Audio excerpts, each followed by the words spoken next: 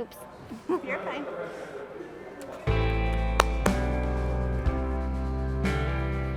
What is your name? My name is Jacob Sandoval. My name is Alyssa Bram. Samuel.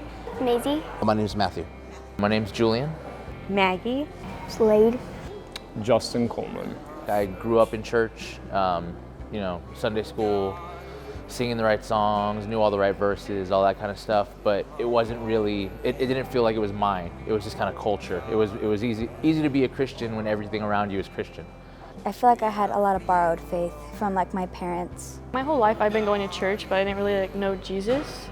I grew up going to a Baptist church, and I was actually baptized at a really young age, before I actually understood what that was, or what that was actually symbolizing for me to get baptized. I thought it was like, oh, this is just what I have to do to go to heaven.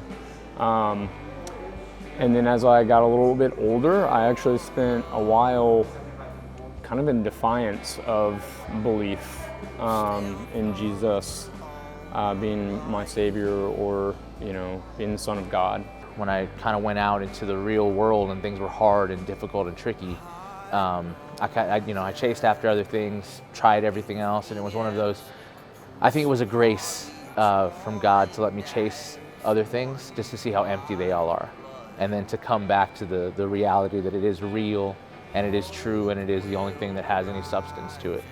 Well, I had always struggled with my faith before my son was born, and up until that day is when I truly put all my fears and my worries and my sins into Jesus. I got saved in a Baptist church in a treatment center. I was struggling with an addiction, and I was completely lost. Something called me to move here to San Antonio, and in this few months, I started going to missional community and being a part of the DNA group, and just really listening to other people's testimonies about their walk with Christ. My fiance, Julian, he really helped me with the Bible, and he helped me get a better sense of where I was struggling. I started going to church when I was in treatment, and my parents raised me in the church, but I had just gotten away from it. But God found me and called me when I was in the church of the treatment center, and that's how I came to be. I got saved in that church, and that was in 2013. And my life's never been the same. I went to try to look for how somebody else was wrong, and I found how I was wrong. It just, I think, started a real walk for Christ for me.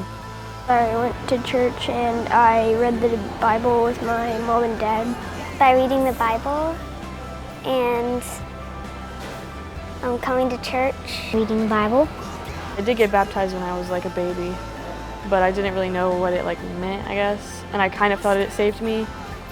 And so I asked her some of those questions, and she clarified that it doesn't, and she showed me some verses.